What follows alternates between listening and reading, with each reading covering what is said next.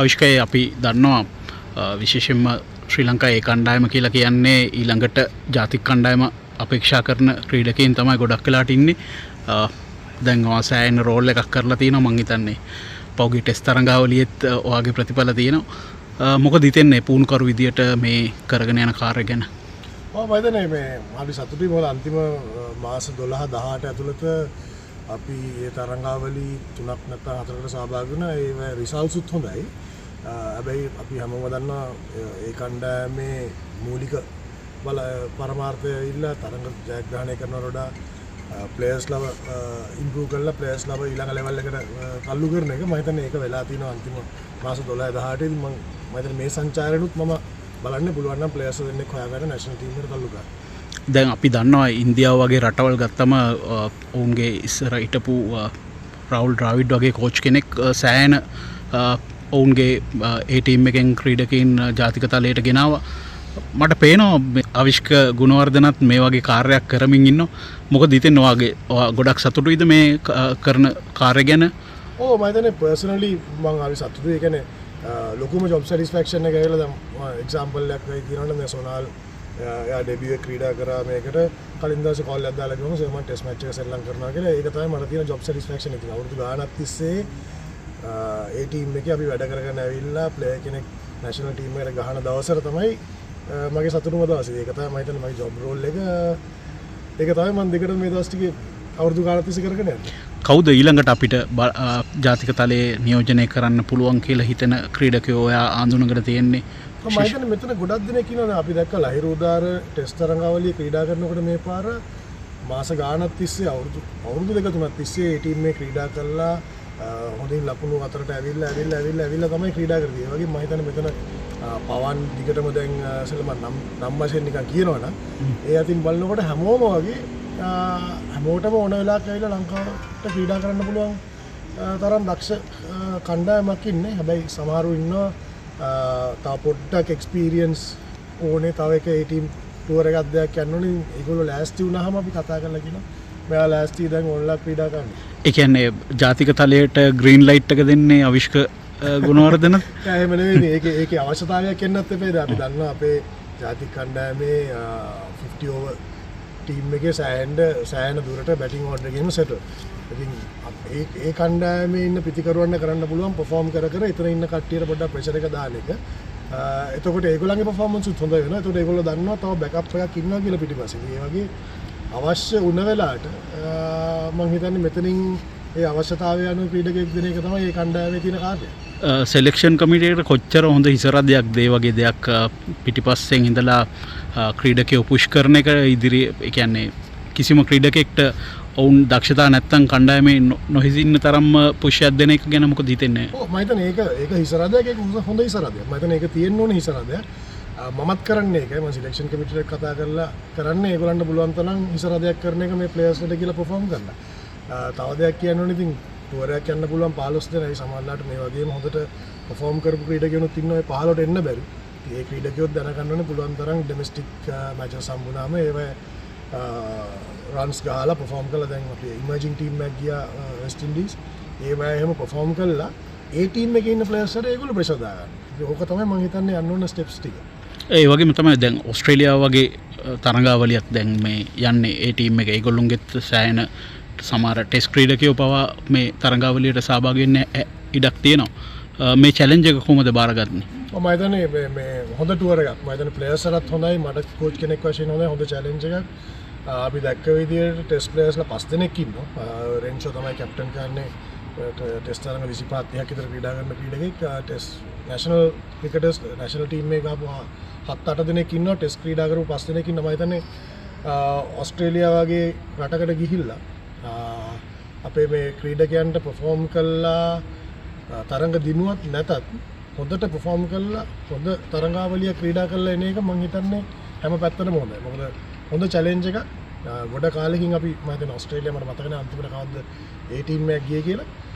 සෑහෙන කාලයකට පස්සේ යන්නේ හොඳ චැලෙන්ජ් එකක් මේ ටුවර් එක. මම හිතන්නේ මේක හොඳට කළා આવොත් ක්‍රිකටර්ස් අපේ ඉන්න ප්ලේයර්ස්ලාගේ කොන්ෆිඩන්ස් ලෙවල් එකට ඉතාම හොඳයි. අපි දැක්කා පහුගිය නිමාවෙච්ච ටෙස්ට් තරඟාවලිය අපේ පන්දු රැකීම ශ්‍රී ලංකාව කියන්නේ ලෝකයේ ඉන්න ප්‍රබලම පන්දු රැකපු කණ්ඩායමක්. හැබැයි පහුගිය ටෙස්ට් තරඟාවලදී අපි දකිනවා බොහෝ උඩ පන්දු ගිලිහී යනවා. දැන් මේ ඒ ටීම් එකේ පන්දු රැකීම් අංකය කොහොමද? ඒ අයට වෙනම ස්පෙෂලි මොකක් කරේ වෙනුවෙන් කැප වෙනවද? මම හිතන්නේ අපේ තියෙන එක අංශයක් තමයි පන්දු රැකීම කියන එක. මම සෑහෙන ස්ටෑන්ඩඩ් එක උඩ තියන් ඉන්න කියලා තියෙන ඒ ටීම්. මොකද අපේ ඒ ටීම් එක කියන්නේ ඒගොල්ලෝ ඊළඟ ලෙවල් එකට යන කට්ටිය ඒ ලෙවල් එකේ සමානලට තරගයක් දෙයක් ක්‍රීඩා කරලා ආයි ඒ ටීම් එකට එන කට්ටිය. අනිත් එක ඇවරේජ් ඒජ් එක ගත්තම ගොඩක් අඩුයි අපේ ඒ ටීම් එකේ. ඉතින් ඒ හින්දා යං ටීම් එකක් වුණාම ස්පෙෂලි පන්දු රැකීම කියන එක උඩ තියෙන්න ඕනේ. ඉතින් අපි හරියටම එම්ෆසයිස් කරන දෙයක් ඒ කණ්ඩායමේ පන්දු රැකීම. මෙච්චර දවස් අන්තිම මාස 12 18 මම හිතන්නේ මේ කණ්ඩායමේ පන්දු රැකීම සෑහෙන උඩ තත්ත්වයක තියෙනවා. මම ඒ ගැන හරි සතුටුයි. ලහිරු උදාරට එක්දින කණ්ඩායමේ නායකත්වය ලැබිලා තිනවා. කැප්ටන් කෙනෙක් විදිහට අවිෂ්කය කොහොමද ලහිරු දකින්නේ? ලහිරු මම හිතන්නේ ෆස්ට් ටයිම් මේ ටීම් කැප්ටන් ගන්න මම හිතන්නේ. බට් ඉතින් ලහිරු සෑහෙන කල් ඒ ටීම් එකේ ඉඳලා තිනවා. ටිකක් සීනියර් ක්‍රිකටර් කෙනෙක් NCC කැප්ටන් කරලා තිනවා. මම හිතන්නේ හොඳ සේවයක් කරයි. ඔහුගේ කියන්නේ ළමයිත් එක්කත් හොඳට ඉන්නවා. ඒ හැම පැත්තම ලහිරුගේ හොඳයි. පළවෙනි පාර නායකත්වය දරන්නේ මම මාත් එක්ක ඉන්නකොට ඒ ටීම් එකේ මැද්දට ගිහිල්ලා බලමු කොහොමද කරන්නේ. මම හිතනවා හොඳට කරයි කියලා. මොකද හොඳ එක්ස්පීරියන්ස් තියෙන මේ ක්‍රීඩකයෙක්. දැන් මොහමඩ් ශිරාස් නැෂනල් ස්ක්වොඩ් එකේ ඉඳලා දැන් ඒ ටීම් ටුවර් එකට ඔහු ආපහු දාලා තිනවා. ඒ කියන්නේ ප්‍රේක්ෂකයෝ අතර පොඩි කතා බහක් ඇති වෙලා තිනවා. ශිරාස් දේශීය පිටියේත් සෑහෙන හොඳට කරපු ක්‍රීඩකයෙක්. ඔහු ගැන මොකක්ද තියෙන තක්සේරුව? ඔව් ශිරාසුත් දිගටම ඒ ටීම් එකේ හොඳට කරා. මම දන්නවා නැෂනල් ටීම් එකෙත් ඔහු තරඟ කීපයක් ක්‍රීඩා කරා අන්තිමට. වැඩේ මම අපි කොයි වෙලෙත් කතා වෙන්නේ ඒ තරඟාවලියකුයි නැෂනල් ටීම් එකකුයි සිමල්ටේනියස්ලි එකම යන වෙලාවේ නැෂනල් ටීම් එකේ ක්‍රීඩා කරන්න පොඩි හරි ඩවුට් එකක් තියෙනවා නම් ඒ ක්‍රීඩකයා මම හිතන්නේ අපි ඔක්කොම එකක වෙලා ගන්න ඕන දෙයක් එයා ඒ ටීම් එකේ යන්න ඕන. මොකද එයා තමයි ඊළඟ රිප්ලේස්මන්ට් එක. කොයි වෙලේ හරි මෙතන පොක්කර අඩුපාඩුවක් ආවොත් ඒ රිප්ලේස්මන්ට් එක ඒ ටීම් එකේ ක්‍රීඩා කර ඉන්න ඕනේ. මම හිතන්නේ ඒක තමයි සිලෙක්ටර්ස්ලාගේ ශිරාස්ව ඒ තරඟාවලියට සහභාගී කරන එකේ තියෙන මම හිතන්නේ පිටිපස්සෙන් තියෙන ඒගොල්ලන්ගේ තින්කින් එක ඒකයි. Okay, thank you.